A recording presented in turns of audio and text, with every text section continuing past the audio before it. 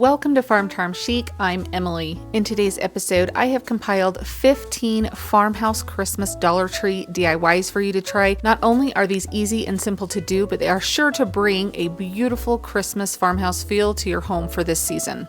If you like crafting, DIYs, dupes, hacks, thriftlifts, or just creating in general, I would love if you would consider subscribing. If you do like any of today's projects, remember to hit that thumbs up. But let's go make some DIYs. I'm going to take some of these tumbling tower blocks from Dollar Tree and we're going to make some cute little snowman ornaments out of them. So I'm making 3, so you need 6 blocks for each one that you make. So I took 18 blocks and I'm going to paint 12 of them black. So I'm going to use these for the cute little snowman's hat. So I just paint them all over, and then the remaining the remaining 6, I just paint white.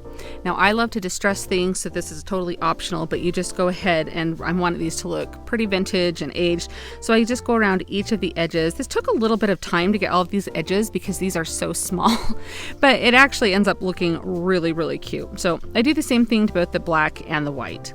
Now to make the snowman's face, I'm just putting some glue on the side of one of the white blocks and gluing it to another. And I just repeat this process through all 3 snowmen here. I love to do things in 3s and ornaments that are easy like this. I have 3 kids, and so I feel like if they were ever to divide these up, or if I wanted to tie them to a gift, they would each get one. So now I just glue all of the black blocks the same way, so in pairs, so on the side to side, all in groups of 2. For the hanger, I'm just using some twine, and this took a little bit of trial and error. I tried to glue this between the 2 blocks, but it left a lot of bulkiness in between the 2 blocks, so I couldn't get a good seal. It didn't look clean or nice. So what I've decided to do is I'm not tying a knot in this at all. I just put a little glue, I let it dry so it's tacky, and it's kind of just warm to the touch, and then I will just use my finger to kind of get a good seal on the end of that twine, so it makes it like a nice thin point. You can just see how I do that. Make sure, if you're at all sensitive to heat, either skip this step or do like the finger protectors or anything like that. But I do that to all 3, and then I'm just going to put a little glue on the back of one of the hats in the little crack that's there from where the 2 are glued together, and I'm going to place that down. Now, I was just going to go with this, and then I was like, that really doesn't look super clean. We can probably give it a little bit more protection and make it look a little bit nicer. So what I did is I got some craft sticks or popsicle sticks, and I just cut a couple little rectangle pieces off. You can see when you cut them, they go flying. And I thought, okay, this is going to fit over this perfectly. I just paint it black so it matches. You can distress it, you can do whatever. And then I just use that to glue onto the back to cover up where that you can see that twine. So it just kind of masks it a little, has a little more finished look, and then it's also there as an added layer of protection so it's not going to rip out. So now I'm just going to paint some cute little faces onto the snowman. So using the end of a paintbrush, I just dot a couple eyes, and you can get as creative as you want. Use a paint marker, you could use a Cricut, you could, if you're really good at painting, you could, I'm sure, make some darling little faces on these little snowmen, but I'm just using some dots because I feel like I can't mess those up too badly. So I just do 2 for the eyes, and then I do 5 for the mouth. And that first one, I didn't really do the dot right in the middle of the snowman, but on these other 2 I did, and I like how that looked. But you can just play around with it and do what looks best to you. For the carrot nose, I just took the remainder of that popsicle stick that I had used, or the craft stick, and I just did my best to kind of cut out some type of shape that resembled a carrot. So kind of like a longer triangle with rounded edges. So you can kind of see, or however, I did my best. Carrots come in all shapes and sizes. So I'm sure that, and if sometimes, actually, I was at the craft store the other day and I saw that you could buy a little bag of actual carrots, in the bead section, they're little beads. So those would work perfect too. But be creative. Use whatever you want. If you have a little star, cut the little points off of the star to use. I've done that before. But I painted them orange, and I put some little ridges on them with a pencil, and then I'm just gluing them on. Now you can have them overhang the edge if you want. You can see that there's a little short nose, there's a long nose. That just makes them so much fun. So now I'm going to glue the brim of the hat on. So I'm taking 2 more of those black blocks, the ones that do not have the hanging tag on them, and I'm gluing them flat, as you can see. And then I will take these other 2 and glue them upright to that. So that makes this cute little hat for this snowman. Now the fun part of this is that you get to embellish the hats or make them, I mean, you could leave them just like this. They're totally cute and fine like that. But I thought it was kind of fun to make each of them just a little bit different. And so some of them I put some ribbon around. So you can see the one up in the upper right. I did a little bit of that birch ribbon from Dollar Tree. This is the same ribbon I'm using in my Christmas tree this year, this stripe ribbon. So I thought I would tie this in with that. So I just wrap it around, and then on this one I decided to take another little piece of that ribbon and make a cute little scarf around him, like he's staying warm. I mean, there's endless possibilities of things that you can do. Since he doesn't have much of like a neck to tie this around on, I'm just putting a couple glue dots on the little corners in the front to fold each piece of the ribbon over. And so that's going to help it stay. And then you can also put one in the middle of the ribbon to help it kind of stay closed. And then I cut a little fringe and I'm just fraying it with my finger there. This is how I'm cutting the fringe here on both sides. And then I just take my finger and pull some of those threads away to make it look like it's got that cute little fringe on the end. So for the next one, or actually I'm still doing this one here. I just thought it would be, let's see, which one am I doing? I don't know. I do all sorts of things to each of them, but this one I'm just putting a little bit of the greenery and just cut a little end off of that. I think that came from Dollar Tree, that greenery.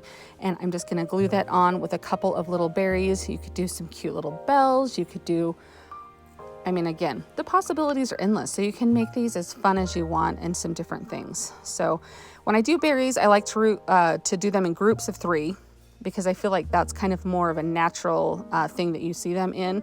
So just keep that in mind. Don't overdo it with the berries. A little goes a long way with those.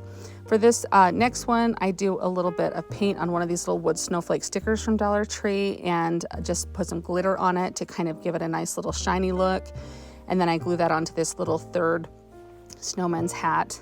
What I did do this one in the middle, I forgot that I did this, but because I left him kind of the way he was because he had a scarf, but I end up taking some of the little jingle bells that I have. They're like rusted bells. I picked them up at JoAnns this year. It's like a garland, kind of comes like the pipberry does, but I decided to wrap those around, and it kind of just gives a little bit of like a textural element to him. So you can kind of see up close there, the little jingle bells that are sitting there. Kind of breaks it up a little bit and gives him something fancy. But look at how beautiful these are. I think they're so cute. They're gonna be so fun hanging on my tree. And again, if I decide to tie them on a gift for one of my kids, I've got 3 of them. And it really didn't take much more time doing 3 of them than just one of them. What do you guys think of these little snowmen? I found these cute little jars at Dollar Tree, and I feel like they always have some type of little jar like this. They may differ a little bit, but these had this cute little space where you could put some, like a little tag or something. So in order to get paint to stick to glass, I'm just going to put a little bit of Mod Podge down in that area and let that dry. And that way when I'm going to put a little bit of chalkboard paint on these, that way it will adhere to the glass and it won't just immediately scratch off. So I'm just going to do that on all 3 of these in that little area.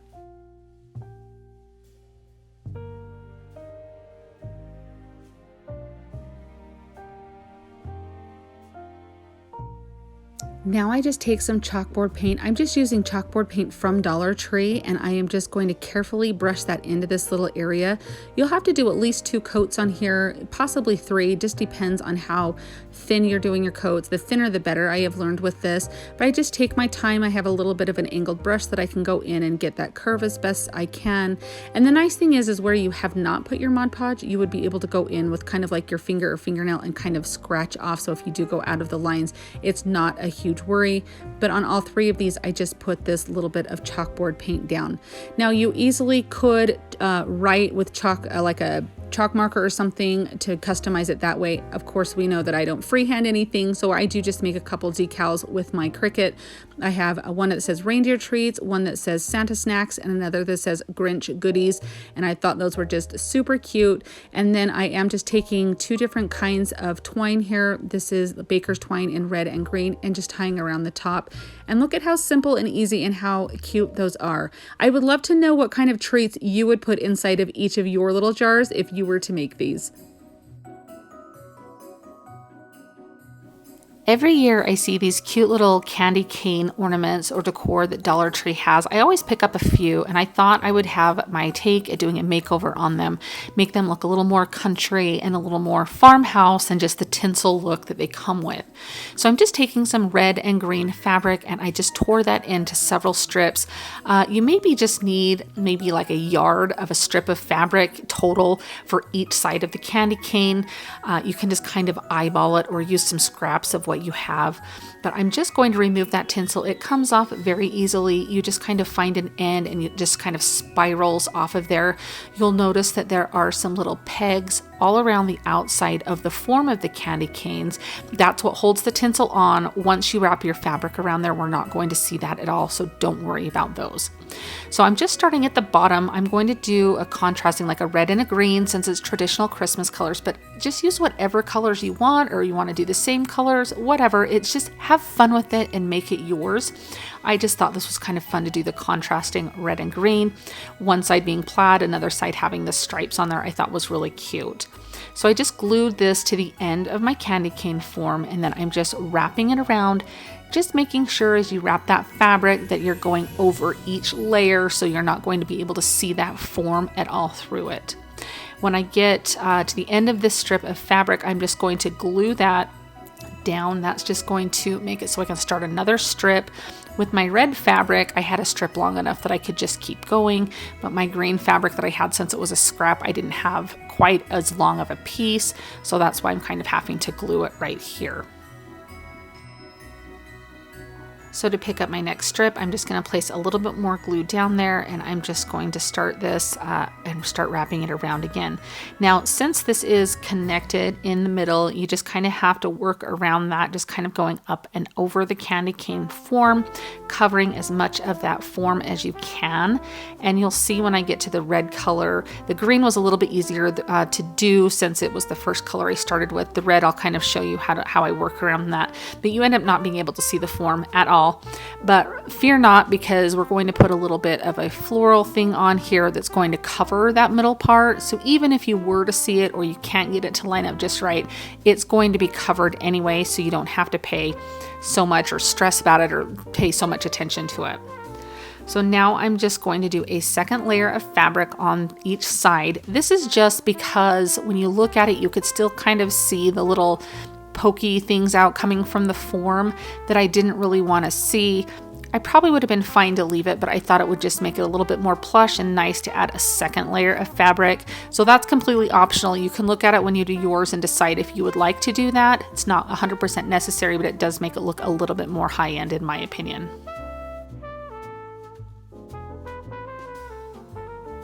So now I'm starting on that red side of the candy cane, and I'm doing the same, just starting at the base. You could start at the top, I guess, if you wanted. I just found it easier to start at the base and just wrapping that around. I really love this red striped fabric because it really kind of mimicked the candy cane, so I was really pleased with how it turned out. Now you can see I'm at that middle part of the form here, so I'm just going to place some glue down so that will hold it in place right there. And I'm kind of just going to pinch it with my thumb, and just obviously don't burn yourself. If you need to use finger protectors, do that, but I'm just holding it down for that to dry and solidify a little bit, and then I will just stretch that fabric up over the top of that candy cane form and kind of start wrapping it that way, just making sure that I can go back over if I need to cover up any of that form showing through. The nice part was, to be honest with you, is this was the red fabric, so if you could see a little bit of that red form peeking out, you couldn't really tell. But again, I will go over this again with a second layer, plus we will have a little floral swag in the middle to cover any areas that you might be able to see, but I feel like I did a pretty good job with not having any of that form peek through. I love making vintage tags to add to things, especially at Christmas time. And so I'm just taking a generic tag here and I'm just going to wrinkle it and crinkle it to give it that really aged look. I just picked these up in a package at Hobby Lobby or even like Staples, you'd be able to find them. But I'm using some distressing ink that's going to age this. So I start with the yellowing one to make it look really vintage. And then I just keep adding a little bit of the darker colors very lightly. You can see how it picks up all of those wrinkles and crinkles, really makes that look aged. finished, I do make sure I go around all of the edge of the tag as well, just so that way you can't see any of the original white on it. Now while that's drying, I'm just taking a couple little pieces of some greenery. These are just from, I keep a little bag of all of my little pieces off of my stems that I use, and this was just some little boxwood from Walmart and then some of the juniper, I believe, from Walmart. But use whatever scraps you have or just a couple little pieces off of a pick, and I'm just using a little bit of twine to wrap around the top to give it like a finished branch look there, so that way you don't see the little plasticky ends on it. And then I'm just going to use some twine to tie this onto my candy canes. Now I did put a little dot of glue behind it to help hold it there, but I also wanted to tie it just to give it a little bit more security. You're not going to see those ties at all unless you look at it directly from the back.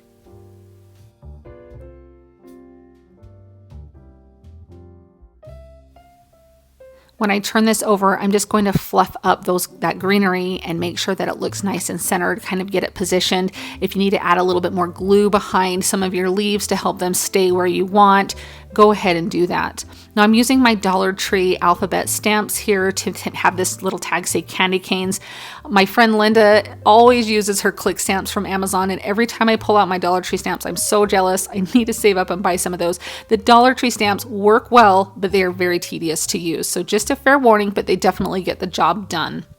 So I just tied that tag on there, and then I have this little plaid ribbon here. This was given to me on a gift from years ago that I've just kind of been hanging on to, and I loved the really vintage feel.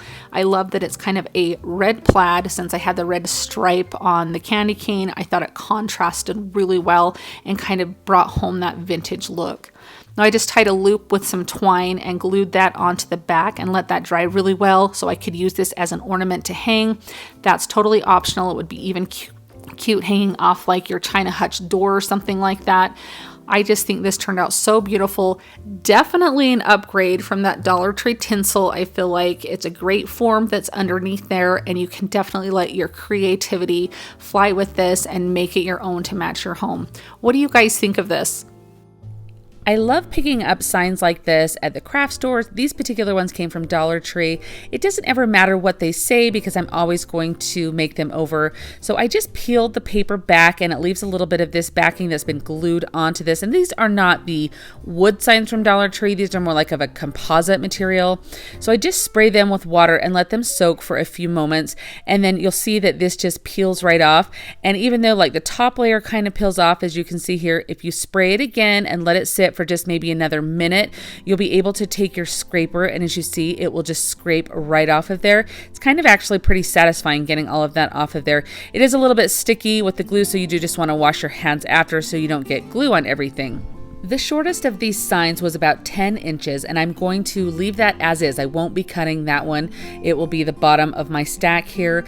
The next one I will cut down to 8 inches, and then I cut one down to 6 inches. And then that left a little piece off of the one that I end up putting on the top that is 4 inches. So I just go down 2 inches on each. So there's, if that makes sense, hopefully you can see that there's an inch on each side. Now my top 2 tiers of this little snowman stack that I am making, I will paint black. This is going to be the hat portion of my snowman, and I'm just using some chalkboard paint from Dollar Tree. One coat did very good coverage on these, so I didn't have to do that. I'm just using some white chalk paint here on the bottom 2 stacks. It did take about 3 coats to get the coverage that I wanted. Now I just need to glue my little snowman face together here, so I'm just using a combination of E6000. Super glue would work too. You could probably even just do hot glue, since this won't be getting probably a lot of use other than just sitting on a shelf. I just thought I would make it a little bit more of a permanent hold if it fell over or anything. I don't know. I just thought the E6000 added a little bit of an extra bond on there. So that's up to you. I know a lot of people comment that they cannot stand the smell of E6000, which it definitely has an odor, but it doesn't bother me too much. Anyhow, I'm just gluing this all together here, each stack, just making sure that I get it so it's all even. And then I have these little wooden discs. I got this in a package. I bought like a big box of craft material at a yard sale. However, be creative. If you find something like bingo chips or something like that at the Dollar Tree, use something like that. You could even just use wooden half beads or something if you happen to have those. Be creative. Anything will work. Now I'm just taking a paint stir stick and I am just using my scissors to cut out a carrot nose, just kind of a triangle shape. And as you saw, my scissors cut through there pretty decently. And so I was able to get that shape, very rustic look, which is what I was going for. I'm going to paint my carrot orange, and then I am going to paint some little teeny ridges on my carrot there to kind of give it a little bit of dimension. Now, after I dry those, I go back over with the orange paint to kind of make them look a little bit faded, so that way they weren't so stark and obvious. Now I just go back in and I'm just using some hot glue to glue on the eyes and the mouth.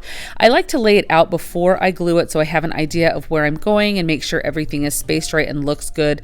And then again, this part I just do with hot glue and it goes rather quickly. So now I just position the nose. I put a little bit of glue along the nose on the back. I did not want that nose to hang over the edge, so I put it right up to the edge there, but I didn't want it to like get broken off. But that's just up to you. If you want to have it hanging over the edge, that would be really cute as well. So now we're just going to tuck some little foliage into this snowman's cute little hat here. And I'm just using a combination of like little spare parts, if you will, that I have from different picks. So I have like some lamb's ear. There's a little bit of the boxwood. Those both came from Walmart. These berry picks came from Dollar Tree.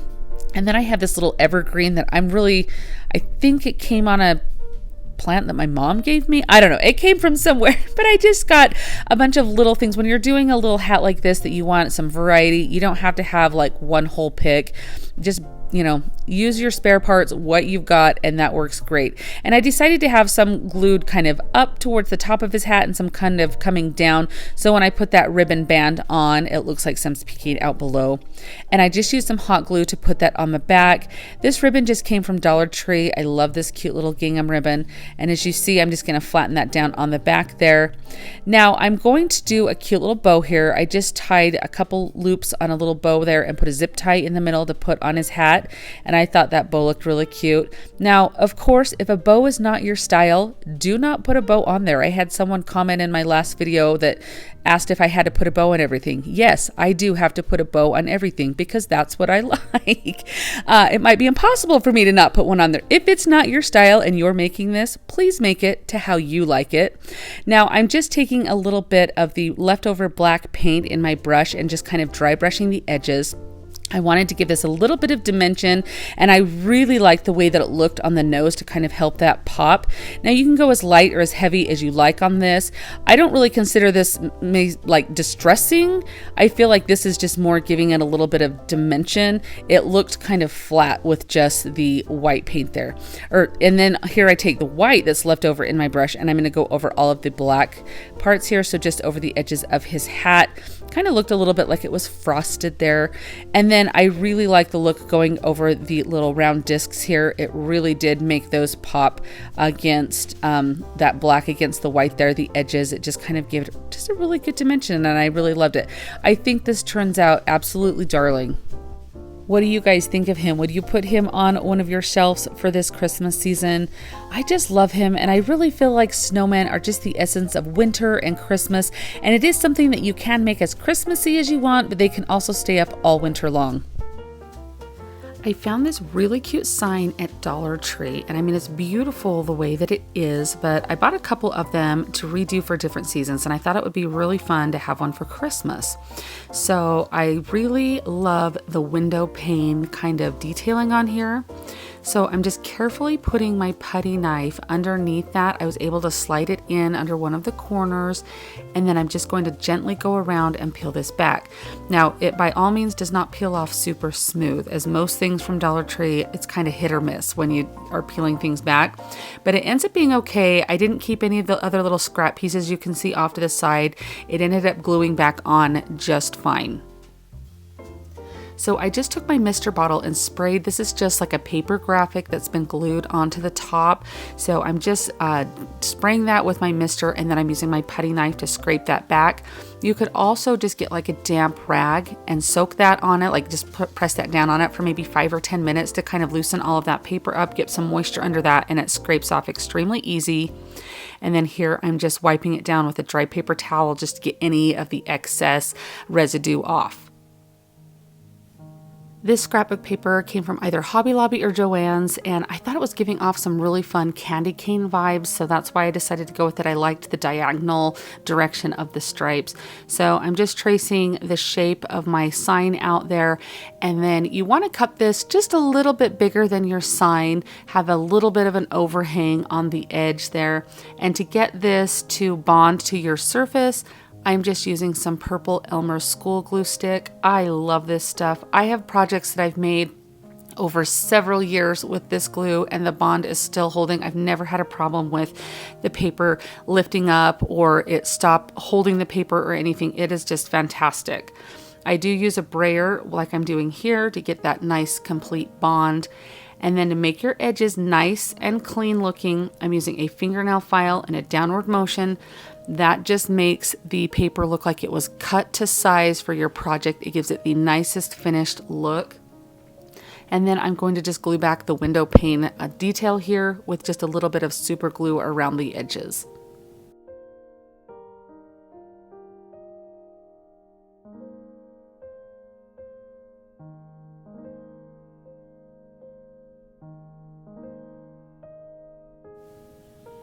I want to make a little 3-dimensional wreath to go in one of the window panes.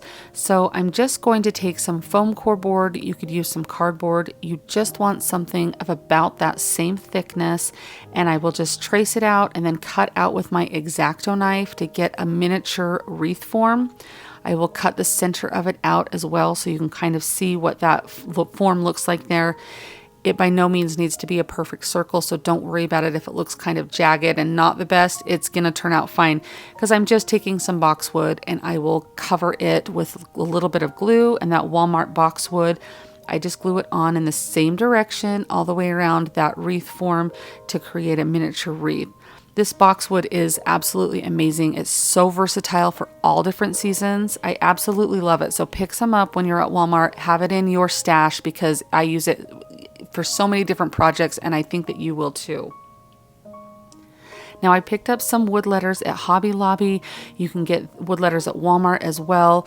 And you could also use like the Dollar Tree stickers if you wanted to. You could use a vinyl cutting machine if you had the access to one of those. Hand letter it. There's several different ways that you can get your letters. I'm just using wood and I just stained them with a little bit of antiquing wax and dry brushed a little bit of white paint on them. I just wanted them to kind of match that detailing that is on the window pane on there. So that way it all looks kind of cohesive. And then I'm just using a little bit of super glue to glue those down as well as the wreath.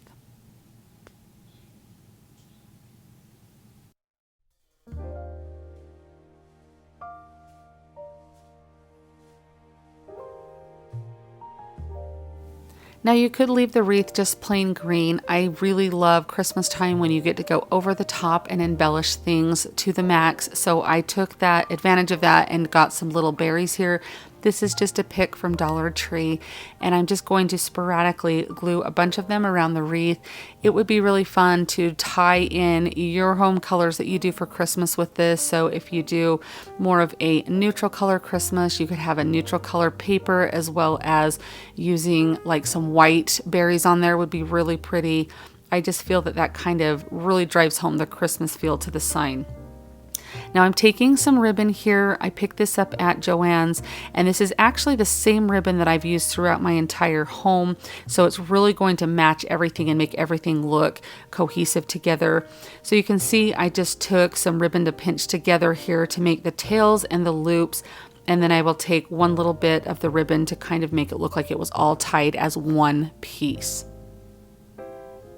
If you're looking for a way to kind of refresh your Christmas decor, every few years I will go buy several new spools of ribbon and I will change out the ribbons on my trees, on my wreaths, any little decor that I have where I hang my stockings. It's just kind of a nice way to refresh your Christmas decor for very inexpensive, but have everything look kind of new and refreshed and have it all match. I just love that. So I'm just gluing this bow on the top here to finish this off. Kind of looks like a little present. I think this turns out beautiful. I really love that cute little wreath with those berries on there. I think this is going to be just the perfect little shelf sitter or on a tiered tray, even a gift for somebody. I think this turns out just so beautiful and the perfect little Christmas item. You take something from Dollar Tree and kind of add to it, make it your own, and I just think it turns out beautifully.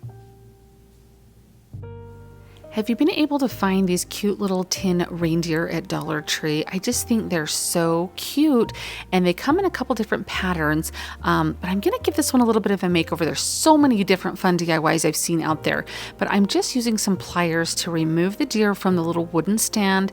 If it was a little difficult for me to do, if you have a hard time, you could even just tape around the base so that way you're not going to get any paint on it if you want to kind of leave it, or you could just paint it along with the deer if you want. I'm going to give this kind of that aged metal look here. I'm just painting it all black and I will do the front and the back. This is just some black chalk paint just to start with your base.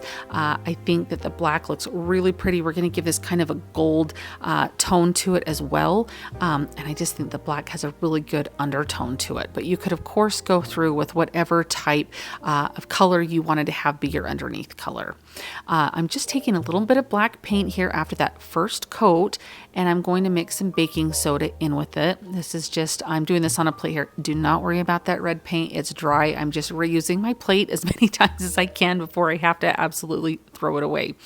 Now I'm just going to mix this baking soda in. This is going to give a really nice texture to our paint. You could also use some spackling with a little bit of paint mixed in if you would like to.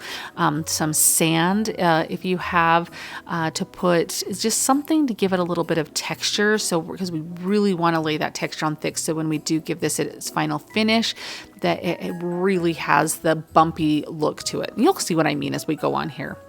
Now I'm just going up and down kind of like in a stippling motion, just putting this texture on. You'll notice with the baking soda that it's not really like in a spreadable consistency. So you do kind of want to, not in the traditional sense as like paint. But I mean, if you were to use a putty knife, you could probably spread it. But with your brush, you're just going up and down in that pouncing motion. You can kind of hopefully see the texture here when I zoom in, kind of see what it looks like there. So you're just going to go over all of this. Now you can give the texture to the back if you would like to. You can leave the back plain black. You can even finish the back the same as you do the front. That's completely up to you. Now I'm just taking some Rub and Buff. This is that gold color. It has such a nice, beautiful tone to it. I'm really kind of going for this nice woodland vibe with the rich tones, kind of those really like the gold and the black and the deep browns is really what I'm kind of feeling with this piece. And you can see here, I'm just going to rub that Rub and Buff on. I eventually switch over to my finger on this particular piece though. Some of the ones when I've done bells before, it's worked really well with a paper towel, but with the texture on this, it was kind of eating through the paper towel, if that makes sense. So I'm just, I switch over to my finger in just a moment and kind of rub it on. I felt like I could get the texture and the coverage I wanted. So don't be afraid to do that. It washes right off your finger. You're not going to be walking around with gold tipped fingers for weeks or anything like that. But you can see that beautiful texture coming through. And here was where I kind of start going through with my finger because I wanted it to have a little more of the heavier gold tone than the black, and just kind of have the black peek through. Like again, this was just a piece that was just sitting, aging for years, something that has stood the test of time. I just thought it was a really fun way to take a piece that, even though it was cute in that buffalo check, that it just shows you that you can take a piece and change it to match your decor or what you're envisioning. And of course, you wouldn't have to just singly do this on the reindeer. Maybe you've got another piece at home already that you're thinking that you could do this on to have in your decor to kind of change something up. Now for the base, I'm just taking some antiquing wax. I wanted to make this look a lot richer. That more deep woodsy brown color, kind of like tree bark, is kind of what I'm going for here. So just some antiquing wax that I'm going to rub onto this. Now it is like a composite. It's not actual wood. So when you go onto the edges, it absorbs it like you would not believe. So instead of pouring your antiquing wax directly on it, you're just going to want to use a brush to kind of go over the edge there. To get this back in, it was very hard for me to actually kind of push this back in. I thought maybe it would just slide right back in. Maybe you'll have a little bit better luck than me, but the tin is very kind of flimsy feeling, so I didn't want to force it because I didn't want to bend that. So on the little stakes that are there, I'm taking just a dowel and just like my little rubber mallet here, and I'm just gently tapping. I don't know if it looks like I'm tapping gently, but trust me, I am, because I did not want this to bend, and just tapping that back down into those holes there, and that's just going to make it, you can kind of see I decided I need to go in just a little bit further, so just a couple little taps there just to make sure that it looks so good and it's really adhered to that. And you just want to make sure none of the legs are like bent or anything like that. So now I thought to dress him up a little bit more, I would give him a little bow tie. So I'm just taking some velvet ribbon. You can see kind of in the right hand bottom corner of my screen. I bought this in the scrapbook section at Hobby Lobby. I just really thought it was a beautiful color of green and was kind of the tone I was going for. So I'm just wrapping it around, giving him a little collar there, and then I had just tied a little bow. You can kind of see on the right hand side of my glue gun there, just a little teeny loop bow that I tied off there, and we'll just go ahead and glue that on to give him his little bow tie. I think this turned out so classy and sophisticated. I just love the way he looks with this cute little bow tie there. This is such a fun technique to take something that looked one way and then completely transform it to this neutral woodland vibe. This texture is such a trend right now, and it is beautiful, I feel, and I just really like how it turned out. And this is such a fun technique to use on any type of piece that you're thinking of. It wouldn't just have to be this reindeer, but if it's something that you're liking, you could start those creative juices flowing, thinking what in your home you could give a makeover to.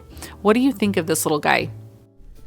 So last month I was on a little trip with my daughter, and we decided to visit their Dollar Tree, and I found this cute little sign blank. I've never seen these at my Dollar Tree, so hopefully they're going to be coming into all Dollar Trees, or you'll be able to find some. If not, just use whatever sign blank that you have, or even just a piece of wood with some scrapbook paper on it would be really cute.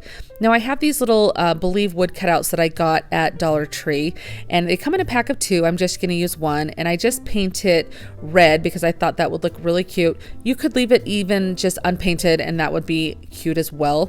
Now I'm taking some white paint and dry brushing over it because I wanted it to have kind of a little frosty look. So it's just up to you on if that's your style or not.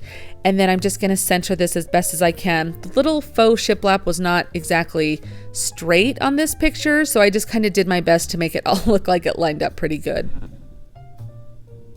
The type of glue I'm using is just kind of like a type of super glue. It's the DAP brand that comes from Lowe's, and I do really like this. I don't love using hot glue for projects with letters like this because I feel like the glue dries before you get it on there and it doesn't get quite as snug of fit as I like. So that's just a little tip there if you want to use that, like Aleene's tacky glue would work just fine as well. Now I have these little glass ornaments that have just kind of been sitting in my stash for a couple of years, and I haven't really known what to do with them, but I thought that they looked really cute hanging on the side of this sign.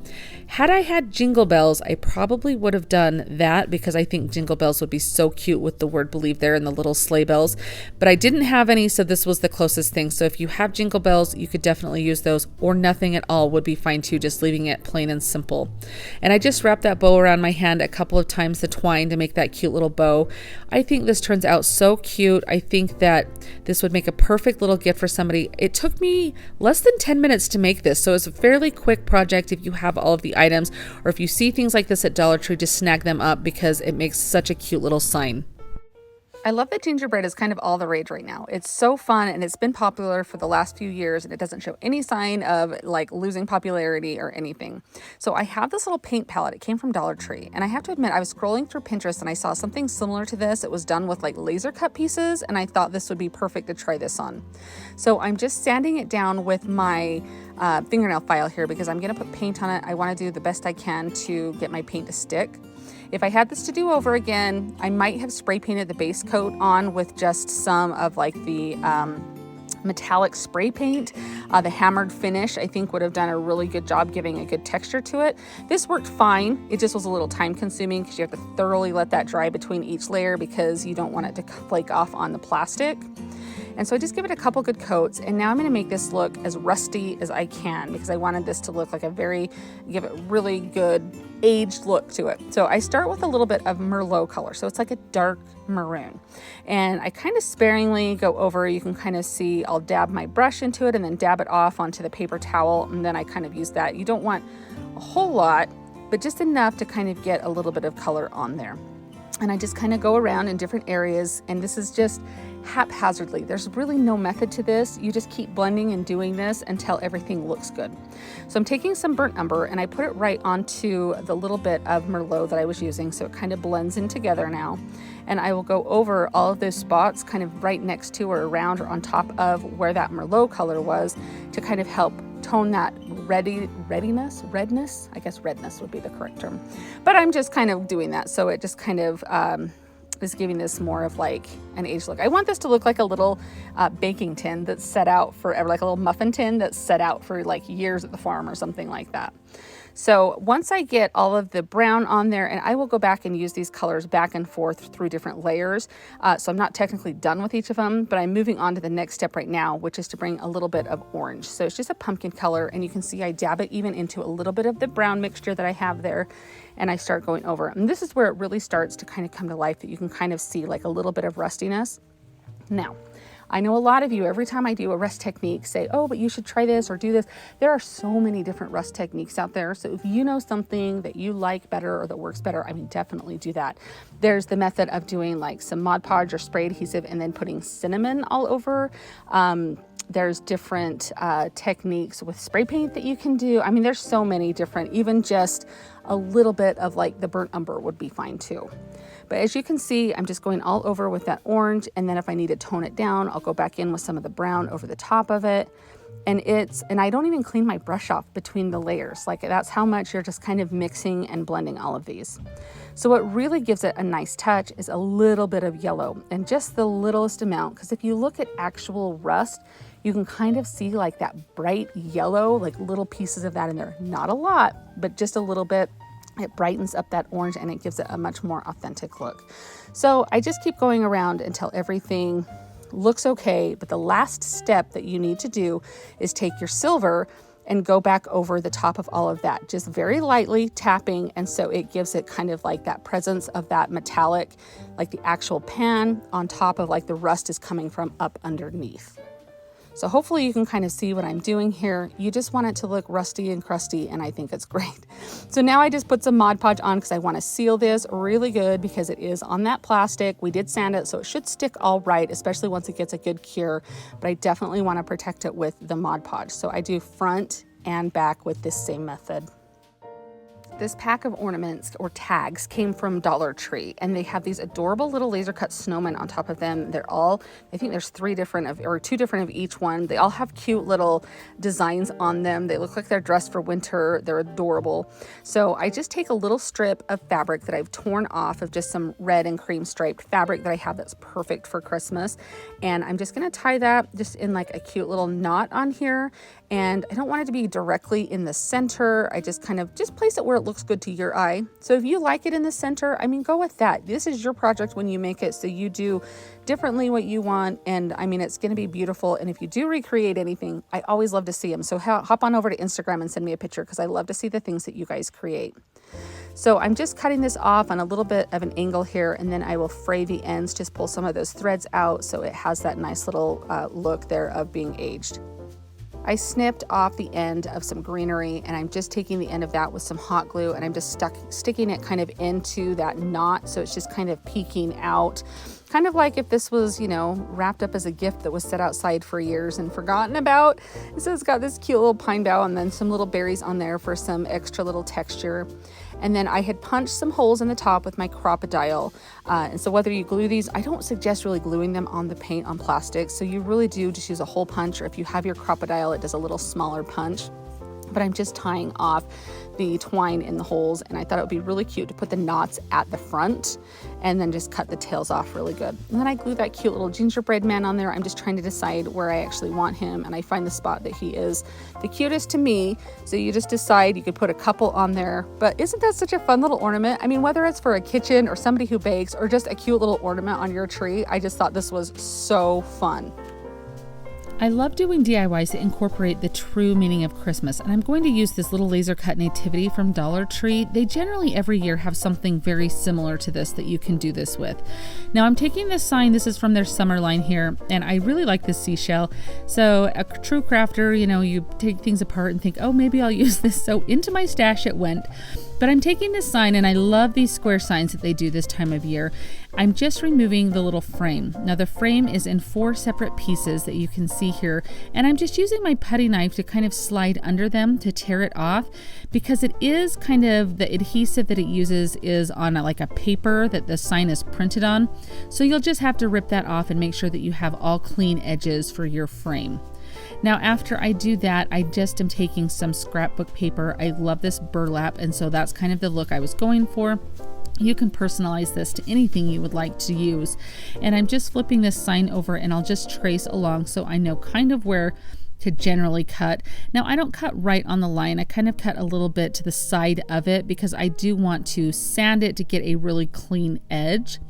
And I'm using my most favorite glue. You guys have seen me use this so many times. This is the Purple Elmer School Glue, and I really have such great success with this and crafting. I don't ever have pieces that peel up or anything. And I just push this down, and then this is a really good trick to do when you're using your glue sticks, is to use a brayer like this. And this is going to make sure that you have a really good bond. It is going to get any bubbles or anything like that out. Now what I like to do with my scrapbook paper is I take my fingernail file here. I love to use fingernail files when I'm crafting because they get into all those little nooks and crannies. And I just sand in a downward motion away from the paper that I just glued on and get a nice crisp clean edge. You can see that paper peel right off there. It looks like that paper was meant to go on that surface. Now I'm choosing to paint my frame that goes around this picture black, and so I'm just painting all of the pieces that go to this frame here. I left the pieces of the frame in the order that they were, where they went on the sign, so that way I knew where to exactly glue them back on.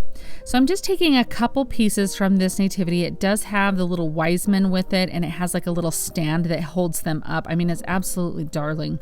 But I really just want Mary, Joseph, and baby Jesus here, along with the little stable. I thought this was so cute, and we're going to use this. Now I kind of had them set up like that, but I'll set them up a little bit different. You'll see on the surface how I end up doing it.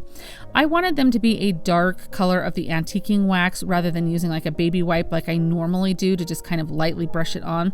So I really went thick with the antiquing wax on this to have that. I wanted a very natural wood look to it, but I did want it to contrast with what I'm doing, so I did a very heavy coat. Now I just found this Joy to the World sheet music online. I just searched in Google Joy to the World sheet music, free, printable. Several came up, so you could do whatever hymn you wanted or whatever song for Christmas time or for whatever time of year you're doing a DIY like this. But it was totally free, and I am just tearing off the edges here, and we're going to age this paper. So when I go around the title, I definitely want you to see that title there, The Joy to the World. So I take my time going around that as I'm tearing this. Now I have this little kit. I've used it before. It helps with making like aged documents, aged papers. I don't know why I said documents, but you get my drift here. So it's just going to make this look really old. Now you could tea stain this. You could do several different processes. I just happen to have this kit from my scrapbooking days, and so I'm just using it. And you just kind of dip, it's like an ink, very light ink, and it's got this little dabber that you will dab in that, and then you just kind of rub and buff it on there, and it gets this nice aged look to the paper. Now I didn't tear the bottom of my sheet music because I wasn't quite sure how I wanted to place it on my picture. So after I kind of used my stable there for some spacing, I decide exactly where I want to tear this, and then I will go and I do distress that edge too of the paper. So now to make it look really old, I'm just crumpling it up just as if it was garbage or something here. You just want to make sure to get lots of wrinkles in it, and then just lightly, just be careful not to tear it as you're undoing this. I mean, I guess some tears would look okay, but you just want to have it mostly intact here. And then I'm taking a little bit of this ink and I'm just rubbing it directly over very lightly, and it hits each of those little wrinkles and it just makes them pop with a little bit of texture and definition. Now to make this like more sturdy and it's not going to have water that ruins it or anything, I do put a coat of Mod Podge both on the front and the back. And I'm using my favorite school glue here again and just placing this on there. Now you could easily, mine goes over down to the edge. You could center this to be completely in the center if you would like. There are so many different ways and things you could do this. I do use my brayer here to make sure that all of the wrinkled paper gets put down. You want to make sure you have a good bond and it's not going to peel back or fall off. And then just using hot glue, I just carefully piece all of the frame pieces back and hot glue those just to make sure that they're all where they were. Now I'm going to place my stable and my nativity here. And before I glue them down, I just kind of play around. And this is when I decide to put Mary and Joseph on the side of the stable, just because I didn't feel like you could see them super well if they were placed on the stable. And with the spacing of the frame that I was using, I thought they would look cute kind of on the side there. So that's why I decided to do that. But I'm just using some of this, I think it's Aleen's tacky glue. You get it at Dollar Tree, and I've heard a lot of crafters use it. This is actually the first time that I've used it, and it holds pretty well. I just didn't want hot glue, and I didn't have any super glue close by, so I went ahead and used that. Now I do want to put a beaded handle back on this like it originally came, the sign. So I'm just taking some wood beads and I am staining them with just some antiquing wax, and I'll just thread them onto some twine. And then all I will do after I thread these is just tie it on to the top of the frame. So I just push that. When I put my frame on, I made sure to line the holes up that were originally there from the little shore sign with the seashell, and so I just tuck that through, and then I just tie it on either side of this sign. That way, if you decide you want to hang this, you definitely can. If you want to leave it and not mess around with putting anything on the top, or just put some twine or some beautiful ribbon or something, that would be completely up to you. Personalize it any way that you would like. I just love incorporating the true meaning of Christmas into the Christmas DIYs, and I thought that I would definitely take an opportunity right now to do that. I love the simplicity of this. I love this Christmas hymn. I love the rustic way that this looks, and it's going to be absolutely beautiful in my home for Christmas. I'm going to take this piece of Dollar Tree fencing, and this is typically found at Dollar Tree in the springtime, but I buy them like 4 or 5 at a time. I always have some in my stash because you can do some really wonderful projects with them. So they're very easy to cut, but you may want to use an older pair of scissors. That way you're not going to ruin any. But I'm just going to cut the stakes off of the bottom, and then it just curls up like this. Now it's typically meant to go like in a straight line. You can connect one section to another section, but I'm going to bend this up into a circle shape here. And it does have these little clamps on the side, which would work just fine if you want to stop here and have them connect just like this, but it doesn't quite make the most perfect of circles. So as I'm bending this, I'm deciding, because it kind of just really wants to fold really kind of funky right there. So I decide to cut these off completely, and I'm going to use another method to close this off. So again, these are just plastic, a little bit on the thicker side, but you can still use your scissors. Just be very safe as you're doing this to not cut yourself, but they're pretty easy to cut. After I have all of the excess pieces removed, I'm just going to take some zip ties to close this. Now, it doesn't matter the color of zip ties you're going to use unless you're going to leave this black, but I'm going to spray paint mine, and so it truly doesn't matter the color of zip ties, but they're just in the automotive section at Dollar Tree. And I want to line up the edges of this so they fold really nice and neatly over one another. So I'm just going to start my zip tie. I'll do one at the bottom, and then I will do one closer to the top. Now, as I was doing this, I felt that there was a little bit of a sharpness there from where I had cut that little connector piece. So I just took my fingernail file and went over it a couple of times on both of them, and it smoothed it right out. So here I'm just attaching the zip tie to the top portion here, and then as I have these both connected, I can make sure to line up the edges exactly where I want them, and I kind of overlap them so it looks like one piece there. So this just looks like a continuous cylinder shape here that was made like this and welded like this, and you're not seeing that it was a piece that you put together that was like a flat piece. And I just tightened those zip ties both at the top and at the bottom. Now, one trick that I do is because there's all of these little extra pieces here that do want to kind of keep that flat shape that this originally had. So if you lightly blast it with a heat tool, I'm sure maybe even a hairdryer might get hot enough to do this.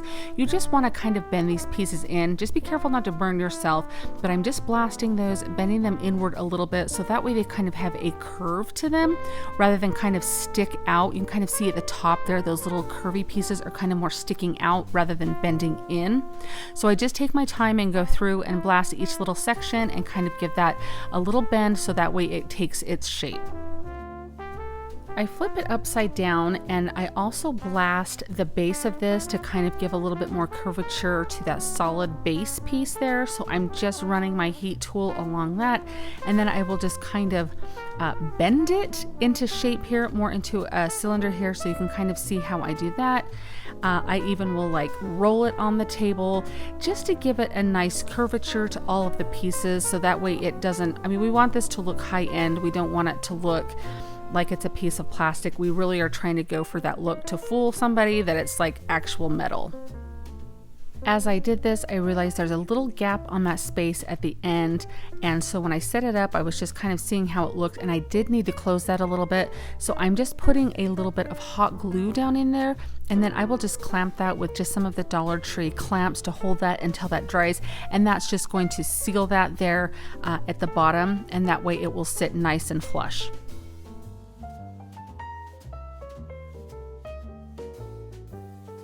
So now you can see we have this perfect cylinder shape, and I did take it outside into my garage and I spray painted it with this spray paint here.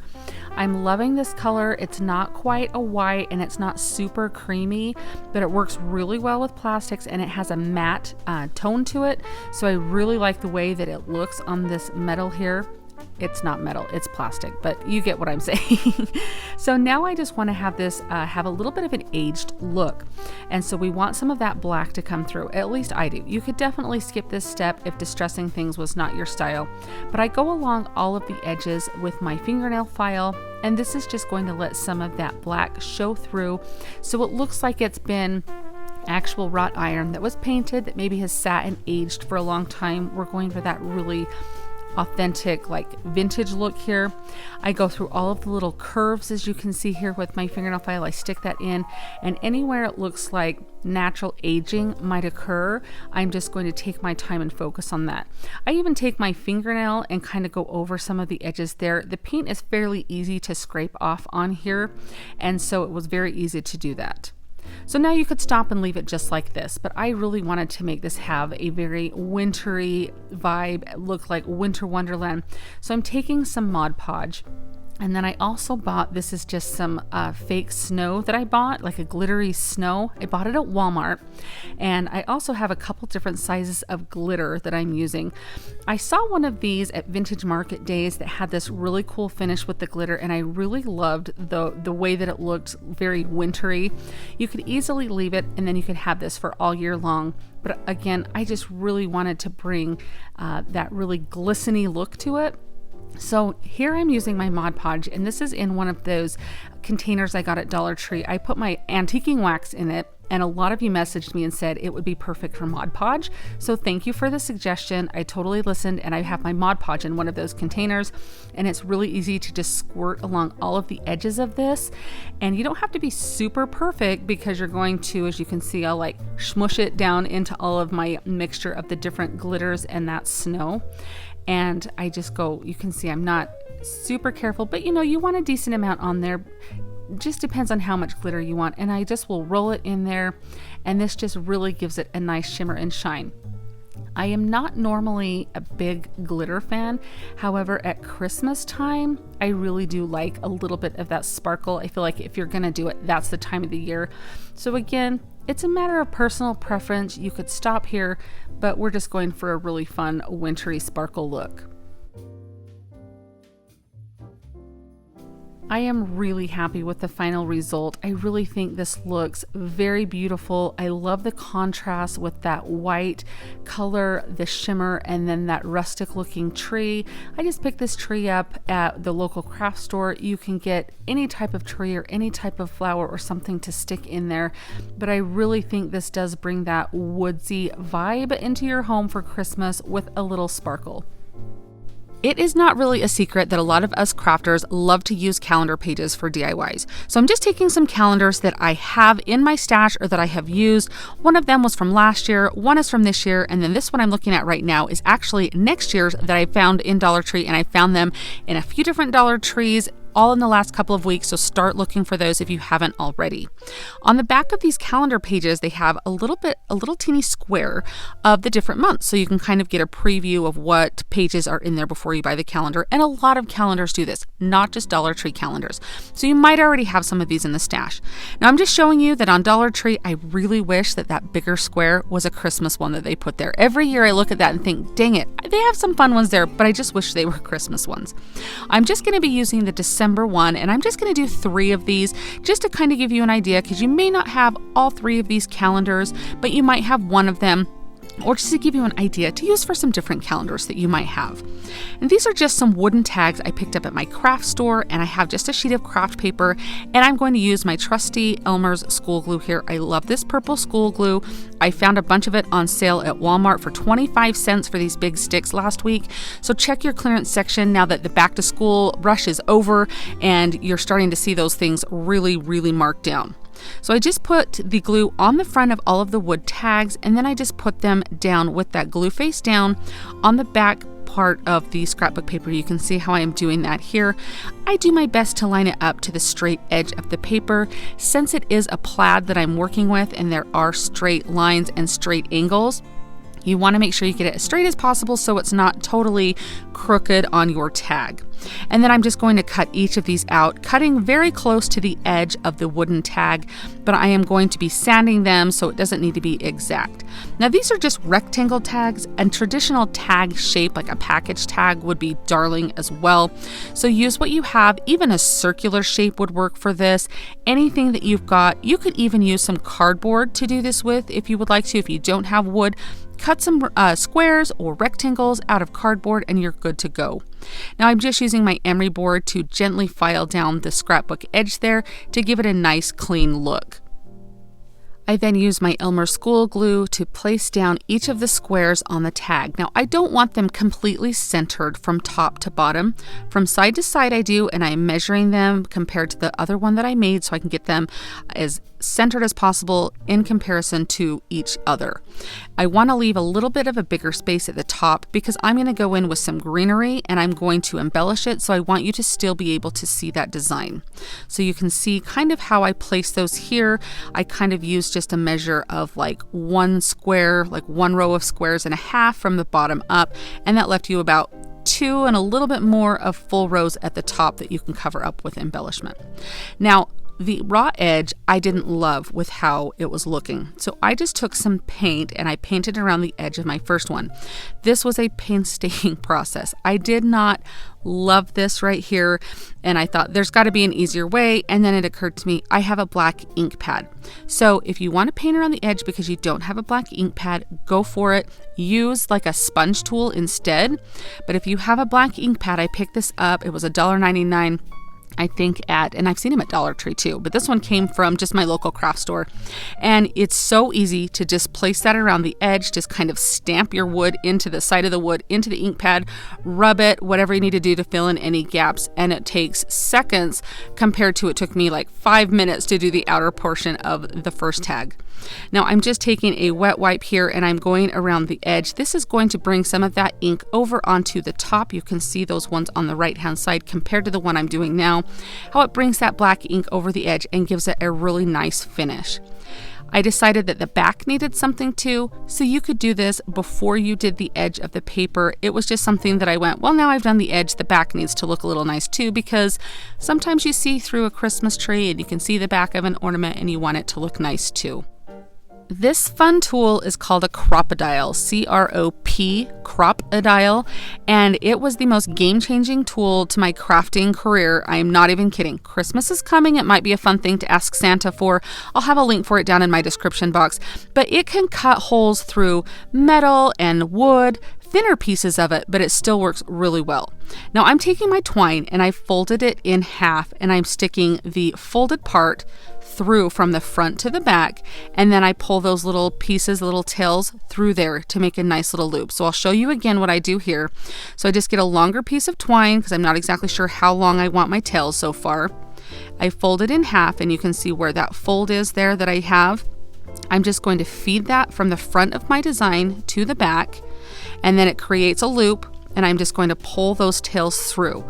This is just going to make sure that when you hang your ornament, it's not going to go to the side. If you just put one piece through and tied it off, sometimes it doesn't hang correctly. I love this method because it really does give you that nice professional touch. And then I'm just going to loop the ends to tie them off there, and I just compare them to each other to make sure that the tassels are as long on each, like that it's equal length. And you can see here, I just do the exact same thing, and then I just kind of wrap it around my finger to tie a knot, and then I'm just cutting off the little tails for however long I want them to be. Now I thought it would be really fun to add some greenery to these, give them a little something extra. They're fine the way they are, so if you want to stop right there, go ahead and do that. But I'm just using a little bit of hot glue. These are just some little scraps that I have. Whenever I use picks and things or trim things down, I just have a little Ziploc baggie of little pieces, and I kind of keep them like in season. So all of my Christmas pieces are in a bag, all of my fall pieces are in a bag. So when I'm doing a little project like this, I'll just pull them out, because inevitably you may want like a berry here or there, or a little piece of greenery or a little sparkle. So that's where all of this is coming from. I do have some of this pipberry that I got from Dollar Tree, and I just feed that through. The way that we tied that little tassel on there, the twine, you can loosen it, and I just slipped that piece of pipberry underneath it. And then I'm just taking a pencil and I'll wrap it right around this to give it a nice corkscrew shape. You can even just have just a little piece. You don't have to corkscrew it, but I just thought that adds just a little bit more texture and whimsy and a little bit more visual interest to it.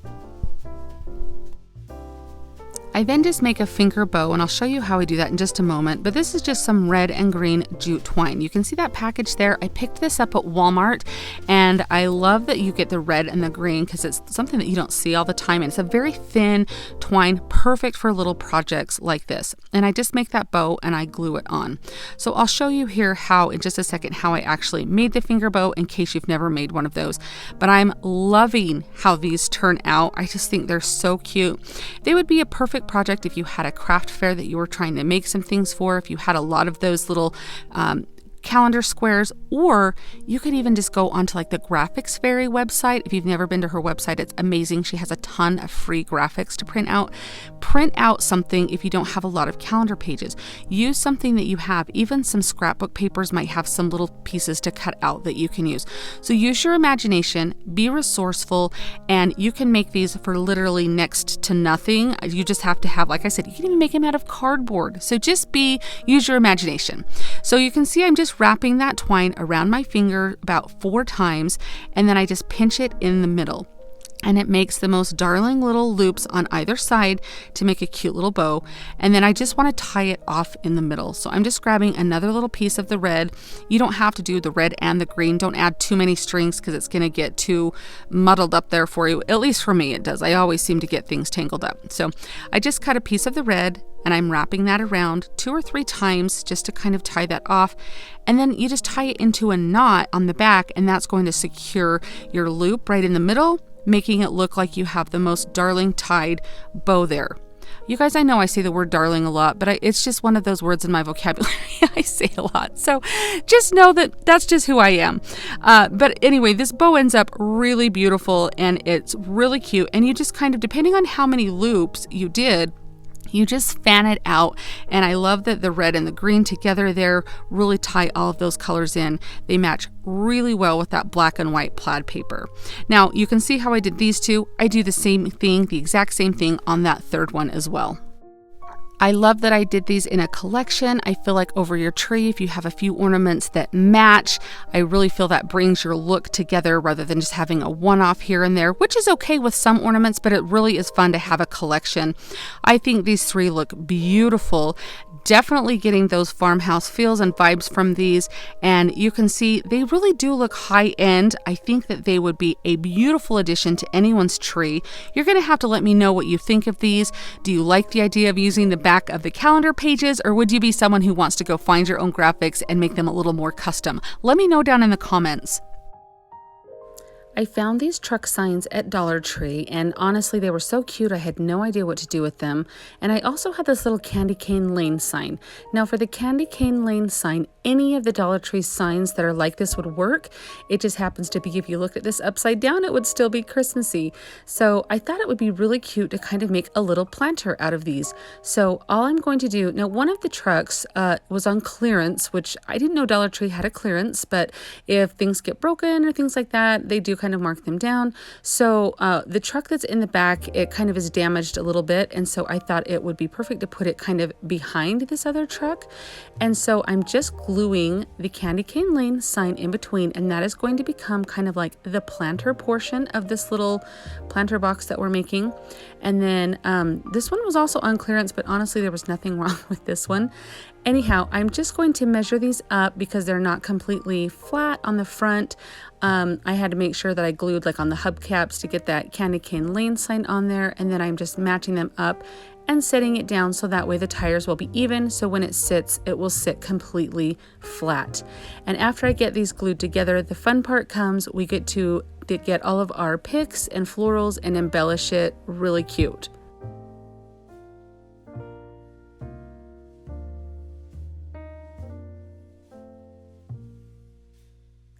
For the florals that I'm using, they all come from Dollar Tree. They're just these little evergreen picks that they have, and I'm just folding them in half and then just kind of sticking them wherever. I'm not even sure that I use a full package.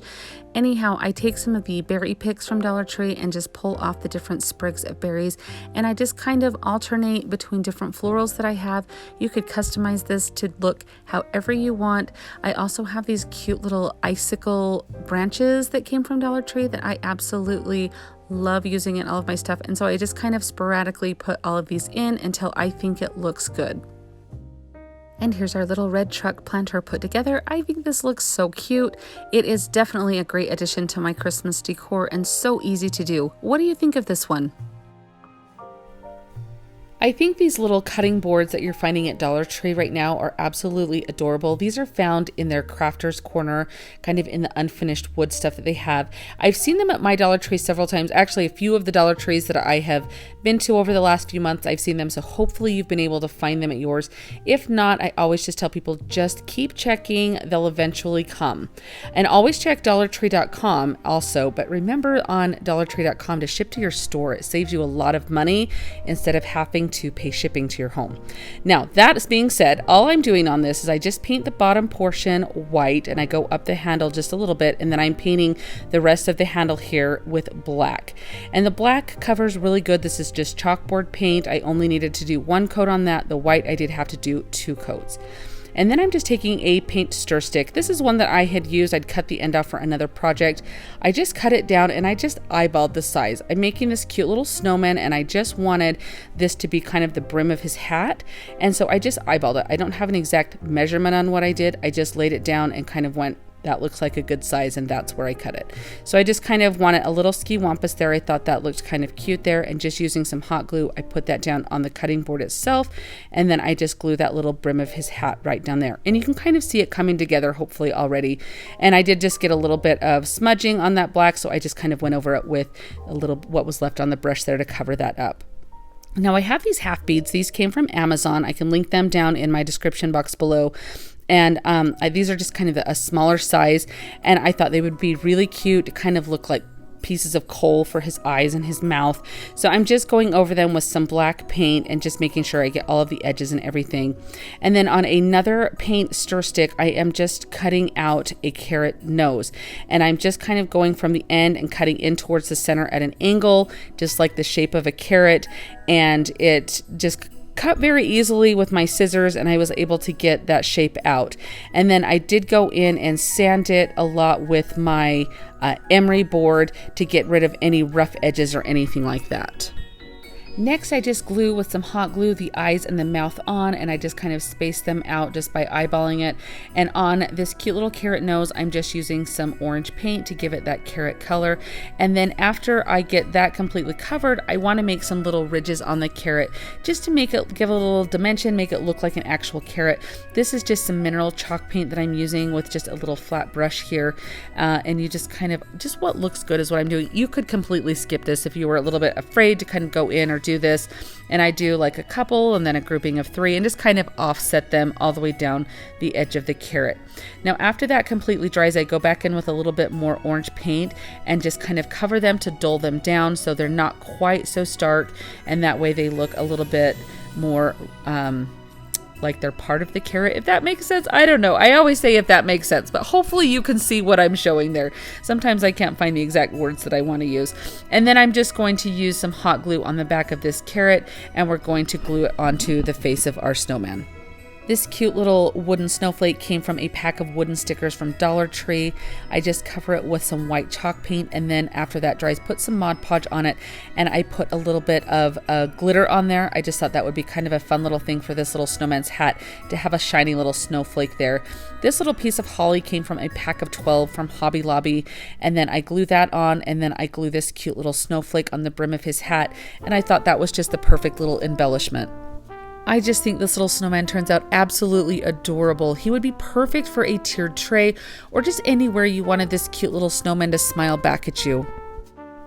I really love using these faux pressed tin sheets from Dollar Tree, and I'm just taking some scraps that I have from other projects I've used that I've cut shapes out of, and so I just hang on to those because you never know when you're going to need to use them, and this was the perfect time for me to get into all of my scraps here. So I have this Christmas tree shape that I have from, these came from Dollar General, and you place them together and make some 3D trees. But I mean, you could print something out and cut it. If you can freehand, you could do that. I tried to freehand it and it was an absolute disaster. So I reached into my stash and grabbed these to trace out a Christmas tree shape. But I want to make some pressed tin looking ornaments. And you can see here that I just added a cute little stump to the end of the tree, so that'll kind of be a little detail there. So I mean, use your imagination, and there's so many possibilities that you could do with different shapes other than just Christmas trees. This is just what I'm doing in this video, but I mean, how cute would some cute little stockings be, or even just some traditional ornament shapes, some angels? They would all be beautiful. So I cut 4 out. They're all 4 different sizes. I have go from like largest down to smallest, and I'm just going to do a couple coats of some white paint for my base. I feel like white paint is a good base to use, because anything you add, if you add color or anything else or age it on top of that, white is the best place to start. So I just give these, it takes about 3 coats each side to get the coverage that I want. At the beginning of this Christmas crafting season, I bought this patina kit. Mine came from Hobby Lobby, but I know there are a lot of other brands, and a lot of craft stores will probably carry this exact thing here. I bought it when it was on sale, so I didn't really pay full price for it, but it's been really fun to kind of experiment with. So it comes with like the patina spray, you get a primer, and then you get a copper paint. And you have to do it in the steps that you want to follow your instructions for whatever kit you use, because it creates a reaction to have a natural patina. So for my kit, I start with the primer and I prime the front and back of all of my trees, let that dry completely, and you do 2 coats, and then I can add on the copper on top of that. And so now I'll go through and add the copper on the front and the back of each of these. And I think it said to do 2 coats of this also, which is what I do. So just read your instructions of what you do. But I mean, even just like this, I think this copper color is absolutely just a beautiful color. But there's something in the paint that's going to create a reaction when you spray it with the patina. And so that's kind of what I'm going for. I'm really going for a vintage look here. I wanted these to look like they were a pressed tin that had been painted over and then aged. Maybe paint had flaked off. So I'm going with a messy coat of white paint. This is going to help that raised portion of these little, it's faux tin, but for some reason in my head I keep wanting to call it actual tin. But you're just going to go over that raised portion of these tiles. Let's call them tiles. There we go. And it's just going to reveal that beautiful design. But I don't want full coverage of the white paint because I do want that copper color to show through.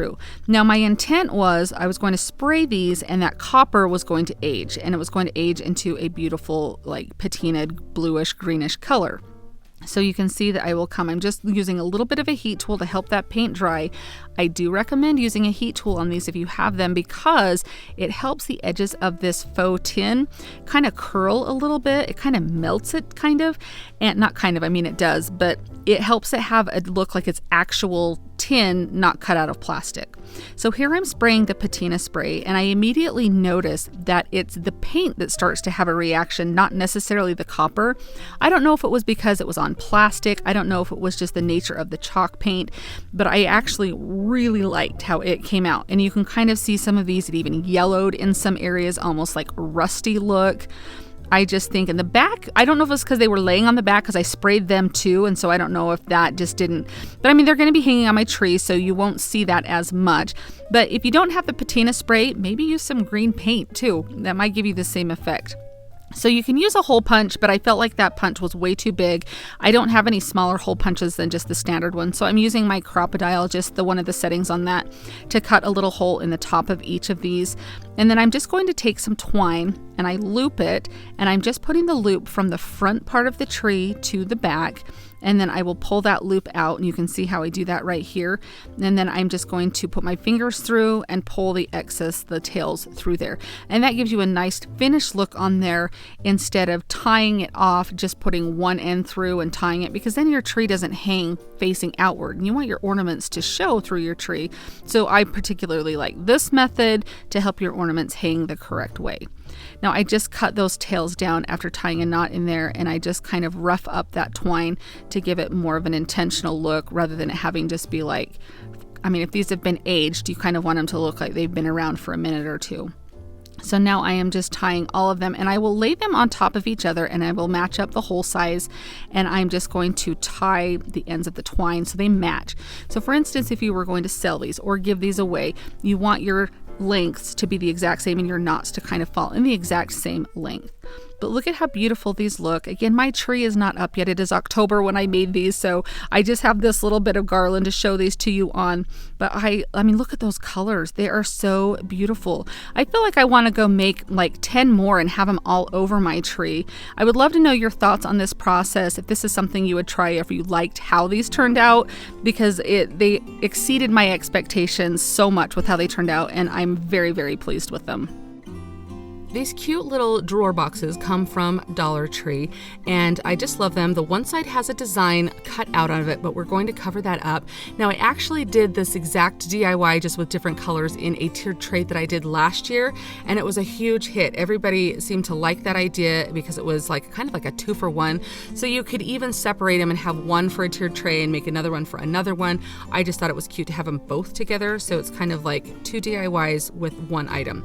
And so I'm making little packages out of these. So all I did was just glue a little bit on the inside of the box. So that's going to be the bottom where the opening is in the box. So it will sit on the base of your tiered tray.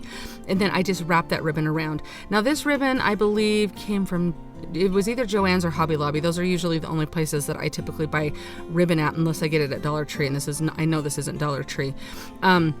But I just thought that candy cane was really, pattern was really cute there. And then I just do it over both sides so it looks like it's crisscrossing. You could even cut out some cute little scrapbook paper if you wanted to use. If you don't have these drawers and want to do this on just a cube, that's great too. I like this because you get to do 2 out of 1, like 2 DIYs out of the 1 item that you buy at Dollar Tree, versus if you bought cubes, you'd have to buy 2 cubes to do it. And then I just do a cute little bow to stick on the top of here. You can embellish these any way you want. I mean, be creative. One of these, the second one that I do, I use a little bit of greenery, but you could make a cute little scrap bow. You can put all sorts of little jingle bells on there or something. I mean, go ahead and have fun with it. It's going to be on your tiered tray, and so you can do it however you want. So to make the little bow on this, I did just loop some ribbon around and tie it off in the middle with some baker's twine, but then I thought the baker's twine didn't look as good, and so I just cut a little strip of the ribbon off to put down the middle. Now I wanted some little tails to come off. I thought that would make this bow look really full and everything, so I just cut a little length of ribbon, and I'm just tying that with some baker's twine in the middle, and then I dovetailed the ends, and you can see how cute that looks. And I just glued the little loop bow on top of that, so it looks like this package is completely all tied up. So moving on to the second little box that I have. Now this one I am using Dollar Tree ribbon on, and since it is not quite thick enough to cover the design, I'm just going to double it up on the one side. You could double it up on both sides if you wanted. I ended up liking a little bit of more of the white space showing on the box itself.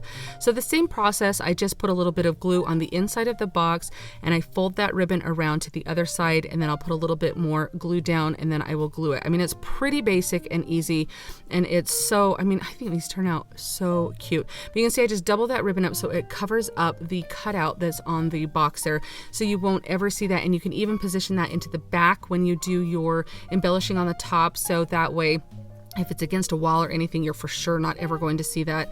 And here I just do the one little piece around. I thought that just looked really cute to have it tied up this way. And then I have this is from a boxwood pick that I bought at Walmart. I love these boxwood picks. I've used them in so many different things. So if you're there, definitely grab a couple of these because you can use them year round. Some little pine boughs would look really cute too. This is just what I had a little bit of that looked really good. And I just kind of keep checking. I made this little bow to go on the top just by looping the ribbon together a couple of times, and I just keep placing that bow down and thinking, oh, I can put a little bit more greenery on here. And I just do the process back and forth, and just using a little bit of glue on the stems of these little boxwoods right here. I just keep placing those down, and then I place them down in the front there, and then I finally put my cute little bow on there. And I thought it looked really cute. It would be really cute to leave like this, but as I was walking away from it, I found these little berries that I had sitting there, and I thought, well, this would be really cute to add just a little grouping of berries on there also. And so I just add those on there just with a little bit of hot glue.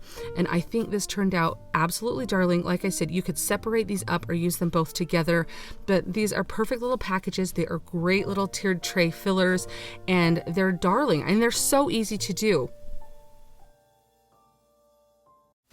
I would like to thank you so much for joining me for today's compilation video. I hope that you enjoyed all of these DIYs. If you had a favorite, let me know down in the comments. I always love to hear which ones you guys like the best.